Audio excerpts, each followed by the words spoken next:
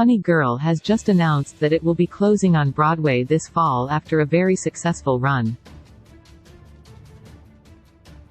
Lea Michele, 36, who stars as the titular Fanny Brice, will remain in the show until the closing date, which is set for September 3, 2023. After the show's final performance, it will have played 599 performances and 30 previews. Back in December, Michele aided in breaking the box office record at the August Wilson Theatre, where the show is performed.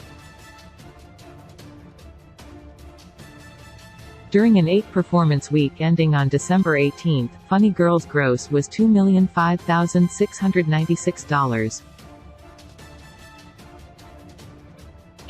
Prior to Funny Girl, the Wilsons' house record was held by Mean Girls, which set a weekly house record of $1,994,386 in 2018.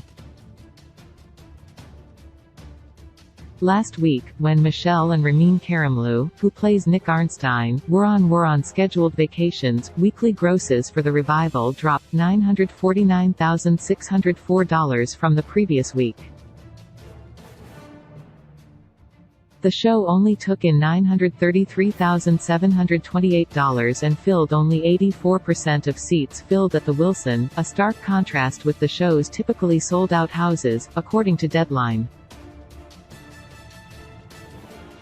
A North American touring production of the revival will launch in September, although casting has not been announced.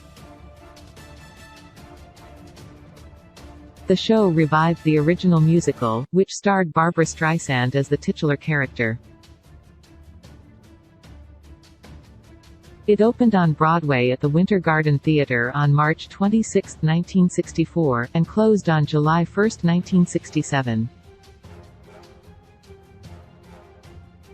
Funny Girl's revival opened on April 24, 2022, and starred Feldstein as Fanny, Jane Lynch as Mrs.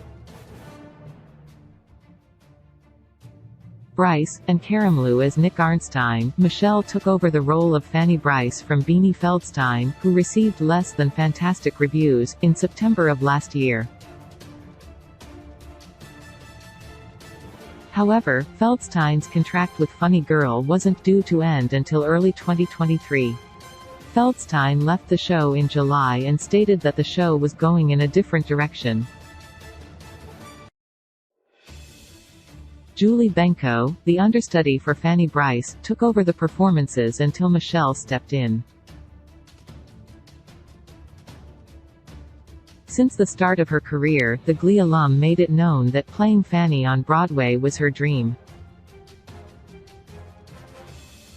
It was such a well-known fact that her character on Glee, Rachel Berry, sang several songs from the show and even had a plot line where her character got to star as Fanny Brice on Broadway.